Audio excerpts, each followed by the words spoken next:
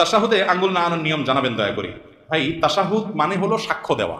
তাশাহুদ মানে কি? সাক্ষ্য দেওয়া। আমরা তাশাহুদের সময় আঙ্গুল দিয়ে ইশারা দেই না? অনেকে দেন, অনেকে দেন না। না দিলে নামাজ হয়ে যাবে, কিন্তু ওই যে লবণ ছাড়া তরকারির মতো, এটা সুন্নত হলো না। সুন্নত হলো ইশারা করা। ইশারা কেন করব? কারণ এই আঙ্গুলটাকে বলা হয় শাহাদাত আঙ্গুল। শাহাদাত মানে কি? সাক্ষ্য। এই আঙ্গুলটাকে বলা হয় সাক্ষী দেওয়ার আঙ্গুল। কেন?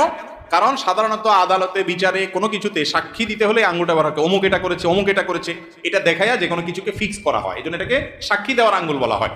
আমরা যখন কালিমায়ে শাহাদা পড়বো আত্তাহিয়াতুর মধ্যে, আশহাদু আল্লা ইলাহা ইল্লাল্লাহ ওয়া আশহাদু আন্না মুহাম্মাদুর রাসূলুল্লাহ, বা তাশাহুদ মানে কি? সাক্ষ্য দেওয়ার দোয়া বা সাক্ষ্য দেওয়ার বাক্য, কালিমা।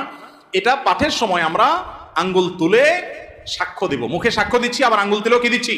আমি সাক্ষ্য দিচ্ছি যে আল্লাহ ছাড়া কোনো সত্যিকারের কোনো মাবুদ নাই, মুহাম্মদ সাল্লাল্লাহু আলাইহি ওয়াসাল্লাম আল্লাহর গোলাম এবং রাসূল। এই কথা কি দিচ্ছি?